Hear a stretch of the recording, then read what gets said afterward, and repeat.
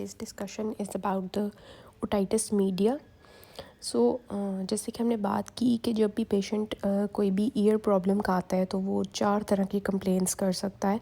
या तो कान भारी है, या कान में बहुत ज़्यादा ख़ारिश है, या कान में बहुत ज़्यादा दर्द है, या कान से जो है वो ईयर डिस्चार्ज हो रहा है। ठीक है, कान से रेशा आ रही है इस तरह से। तो इस तरह से पेशेंट जो है वो आएगा आपके पास। अब जब हमारे पास जो है आता है ये वाला पेशेंट ओटाइटिस मीडिया का, तो वो कहता है कान भारी है। ठीक है, कान भारी है और बह रहा है। ठीक है, बह रहा है। तो ये चीज़ जो है ना इम्पॉर्टेंट है। तो जब हमारे पास कान बह रहा है ना, ईयर वैक्स में कान बह नहीं रहा था, अभी तक हमने ईयर वैक्स ही डिस्कस किया है। या वहाँ पे कान थोड़ा भारी फील हो रहा था, कान बंद फील हो रहा था, लेकिन बह नहीं रहा था। ठीक है, इचिंग या थोड़ी सी आप कह सकते हैं इचिंग थी, थोड़ी ईयर एक थी, लेकिन कान बहना जो है ना वो ओटाइटिस मीडिया में है। ठीक है, तो ईयर डिस्चार्ज हो रहा होगा ग्रीनिश या येलोइश कलर का।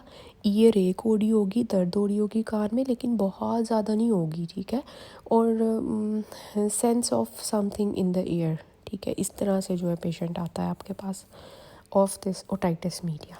ठीक है, तो जैसे कि हमने पहले बात की कि जब ये ईयर का पेशेंट आता है थोड़ी प्रेजेंटिंग कंप्लेंट ले लो, उसके बाद जी आप उसके कान का मुआयना करो। ठीक है, with the help of year speculum. ठीक है, तो जब आप ईयर स्पेकुलम से कान के अंदर देखोगे तो ईयर केनाल में आपको डिस्चार्ज मिलेगा। ठीक है, ग्रीनिश या येलोइश कलर का डिस्चार्ज मिल जाएगा।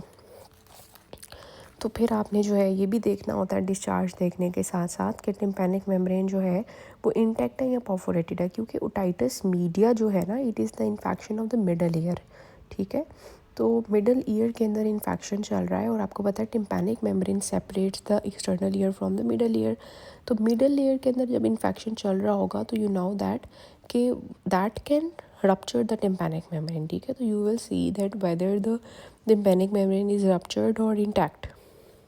तो उसको आपने देख लिया और उसके बाद आपने वाइटल्स ले लिए। वाइटल्स आप शुरू में ले लो तो बेहतर है। ठीक है, तो अब हमारे पास जब आपको नज़र आ गया कि अंदर बहुत ज़्यादा डिस्चार्ज है, ईयर में गंद है, बाहर आ रहा है, पेशेंट को साथ में दर्द है, कान भारी फील हो रहा है क्योंकि गंद इतना है। ठीक है, तो फिर आपने जी क्या किया, अब आपने जो है उसकी मैनेजमेंट स्टार्ट की। ठीक है, तो कौन से बैक्टीरिया जो हैं वो होते हैं मोस्टली इसमें ओटाइटिस मीडिया कॉज करने में, वो या तो स्ट्रेप्टोकोकस होता है या सूडोमोनास होता है। ठीक है, तो हमने सबसे पहले वो जो अंदर सारे बैक्टीरिया जमा हुए हुए हैं उनका लोड कम करना है बाय सक्शनिंग एंड क्लियरेंस या हाइड्रोजन पेरोक्साइड। ठीक है, सक्शनिंग एंड क्लियरेंस एंड जो है हाइड्रोजन पेरोक्साइड। अब आइडियली तो ये है कि जो डिस्चार्ज आ रहा है उसको कल्चर करो, फिर आप रूल आउट करो कि कौन से बैक्टीरिया हैं, फिर आप एंटीबायोटिक स्टार्ट करो। लेकिन इतना ऑब्वियसली पॉसिबल नहीं है, इससे आपका ट्रीटमेंट भी रुक जाएगा, पेशेंट्स भी इतने जो है वो नहीं होते। ठीक है, इसके बारे में कंसर्न्ड। ठीक है, वो बस चाहते हैं उसी वक्त मैं ट्रीट हो जाऊं। ठीक है, तो अब आपने यही एम्पिरिकल थेरेपी स्टार्ट करनी है for the Streptococcus and Pseudomonas. ठीक है, तो जो सक्शन एंड क्लियरेंस है उससे आप हाइड्रोजन पेरोक्साइड से ना सबसे पहले उसको सफाई करो। अब जो ईयर वैक्स था उसको आपने सक्शन क्लियरेंस डायरेक्ट नहीं की थी, क्योंकि उसको पहले आपने सॉफ्ट करना था, 4 दिन के बाद जाके उसको जो है फिर आपने सक्शन क्लियरेंस की थी। यहाँ पे हमने स्टार्ट में ही first of all suction clearance करनी है, ideally with a sucker machine, if not available gentle suctioning with cotton bud, never with match stick. ठीक है, या फिर आप हाइड्रोजन पेरोक्साइड के साथ, जैसे मैंने आपको बताया, आपने ग्लव्स पहने। ठीक है, आपने पेशेंट को एक साइड पे लेटाया। ठीक है, और फिर आपने अंदर हाइड्रोजन पेरोक्साइड के मैक्सिमम 8 ड्रॉप्स डालने, उससे ज़्यादा नहीं डालने, वो डालें। और फिर जो भी मटेरियल बाहर आया उसको आपने गॉज पीस के ऊपर कलेक्ट कर लिया। ठीक है, तो ये आपके पास जो है 2 ऑप्शंस होते हैं। ठीक है, सक्शन क्लियरेंस या फिर हाइड्रोजन पेरोक्साइड। ठीक है, फिर जैसे ही आपने गंद वगैरह साफ़ किया तो ऑब्वियसली साथ में वैक्स भी बाहर आ जाएगी, एंटीबैक्टीरियल एक्शन चला गया, बैक्टीरियोस्टेटिक एक्शन चला गया, तो अब एंटीबायोटिक्स प्रिस्क्राइब करना ज़रूरी है।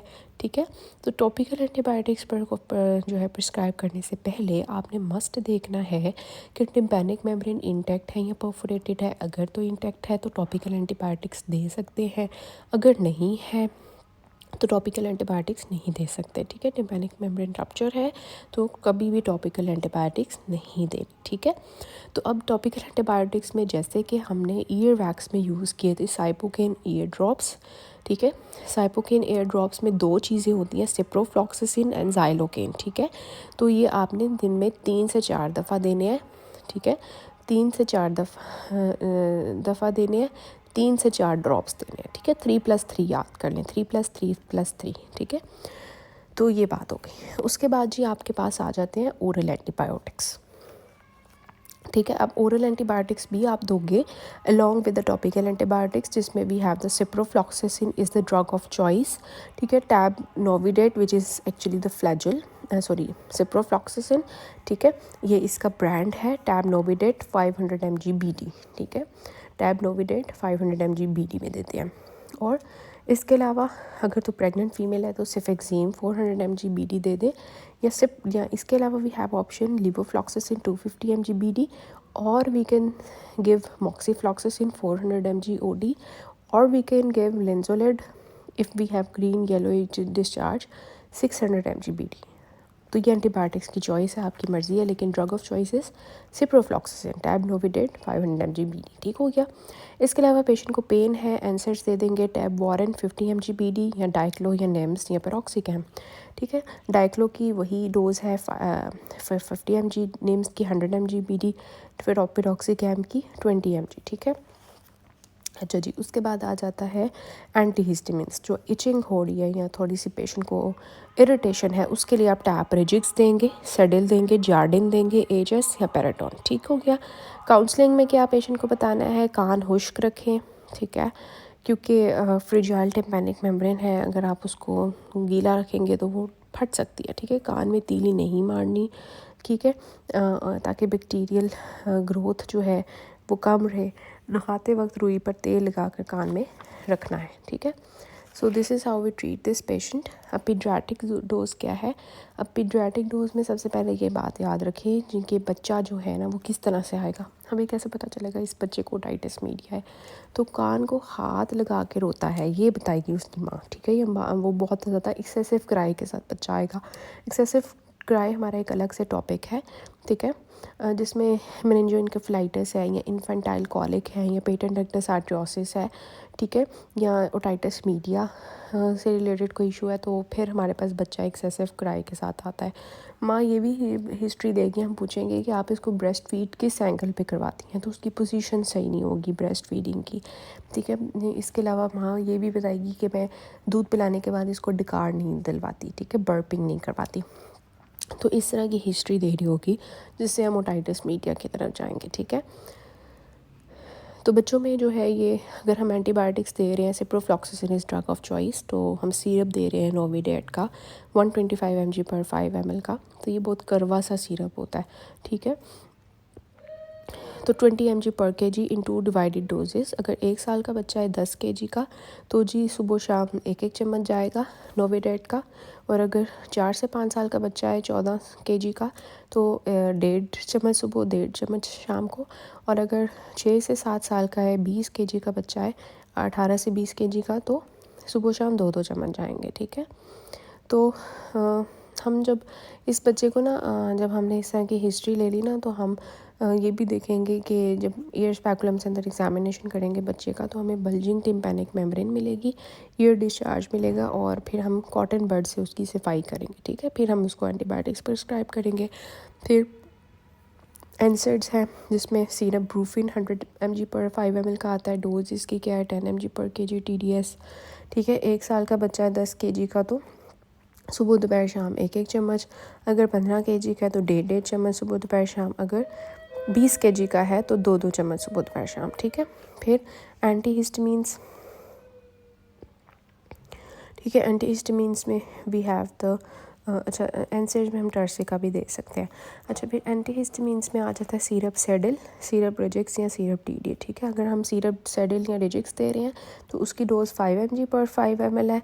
अगर 2.5 साल से कम का बच्चा है तो आधा चम्मच रात को देना है, और अगर 2.5 साल से ज़्यादा का बच्चा है तो 1 चम्मच रात को देना, ठीक है। अगर सिरप TD दे रहे हैं तो उसकी डोज है 2.5 mg पर 5 ml, ठीक है। तो अगर 2.5 साल से कम का बच्चा है तो 1 टीस्पून देंगे, अगर 2.5 साल से बड़ा बच्चा है तो 2 टीस्पून देंगे, ठीक है। फिर ये बात आ जाती है कि अच्छा, अब ना बच्चों के अंदर क्यों ज़्यादा होता है otitis media as compare to adults. तो उसकी रीज़न आपको पता है कि अडल्ट्स की जो टिम्पैनिक मेम्ब्रेन होती है वो लॉन्ग होती है, ट्यूबुलर होती है, एंगुलेटेड होती है, ठीक है। जबकि बच्चों की जो टिम्पैनिक मेम्ब्रेन होती है, ये आपने ENT में पढ़ा होगा कि वो वाइड होती है, शॉर्ट होती है और स्ट्रेट होती है, ठीक है। कोई एंगल नहीं होता, जिसकी वजह से ईज़िली कोई भी नाक का कोई इन्फेक्शन है या कोई दूध पिलाते हुए माँ का जो है वो उधर चला गया है, कान के अंदर इजीली चला जाता है, ठीक है। तो इस वजह से उनके अंदर ज़्यादा चांसेस होते हैं। तो सिफिक्जिम की और भी हमारे पास जो है वो आती हैं। अगर हम बच्चे को सिफिक्जिम दे रहे हैं तो 10 mg पर kg उसकी डोज है, ठीक है। 100 mg पर 5 ml होता है। तो उसके अलावा सिफिक्जिम के ब्रांड्स हैं सेफस्टार, एफेक्स, ठीक है, मैक्सिल, मैक्सिमा, ठीक है। इसमें से जो मैक्सिमा और एफेक्स है ये इकोनॉमिकल हैं, ठीक है। तो साथ ही हमने बच्चे की माँ को बताना है कि दूध पिलाते हुए सर जो है वो ऊंचा रखना है, ठीक है। उसको बताना है कि ब्रेस्ट फीडिंग की पोजीशन कैसी रखनी है, ठीक है। दूध पिलाने के बाद छाती पर डालकर थपकियाँ दें ताकि डकार आ जाए, ठीक है। तो ये आपको पता है कि किस तरह से डकार देते हैं, ठीक है। तो हमने बच्चों को कैसे ट्रीट किया। सबसे पहले बच्चा आया एक्सेसिव क्राई के साथ, कान को लगा के हाथ रोता है, माँ बचाएगी कि मैं उसको ब्रेस्ट फीडिंग इस तरह से करवाती हूँ, जो कि गलत तरीका होगा, और डकार नहीं डलवाती। और एग्जामिनेशन में हमें बल्जिंग टिम्पैनिक मेम्ब्रेन मिलेगी, एयर डिस्चार्ज मिलेगा, कॉटन पैड से हम सफाई करेंगे और फिर एंटीबायोटिक्स लिखेंगे। एंटीबायोटिक्स में सिरप नोविडेट लिखेंगे अकॉर्डिंग टू वेट, एनसेड्स लिखेंगे, सिरप ब्रूफिन लिख सकते हैं, सिरप टर्सिका लिख सकते हैं।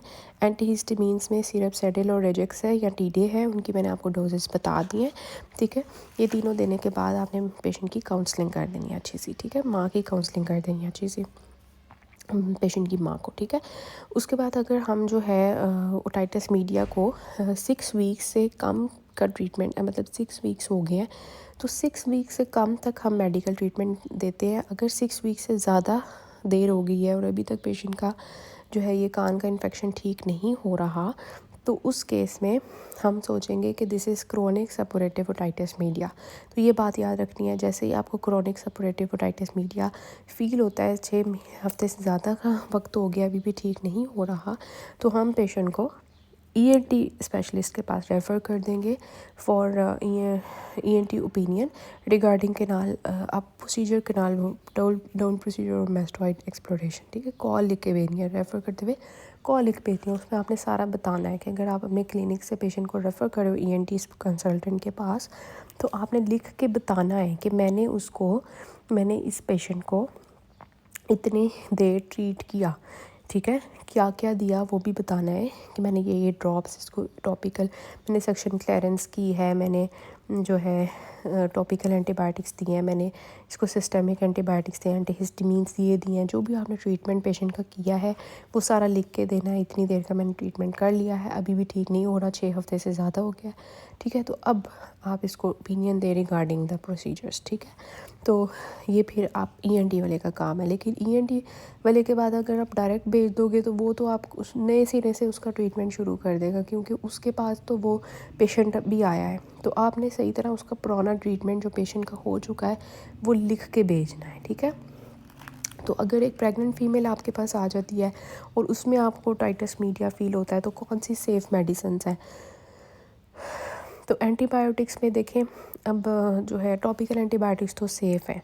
टॉपिकल सिपोकेन जो है जिसमें सिप्रोफ्लॉक्सासिन है, और एक एनेस्थेटिक है आपका, ठीक है, ज़ाइलोकेन, ये सेफ़ है, ठीक है। सक्शनिंग क्लियरेंस सेफ़ है। इसी तरह ओरल एंटीबायोटिक्स में आपका सिफिक्सीम सेफ़ है, सिफाड्रॉक्सिल सेफ़ है, सिफाक्लोर सेफ़ है, और ऑगमेंटिन सेफ़ है, ठीक है। और पेन किलर कौन सी अच्छी है, पैनाडोल, लेकिन पैनाडोल से इतनी दर्द का आराम नहीं आता, तो पेशेंट को हम टोनोफ्लेक्स दे सकते हैं, ठीक है।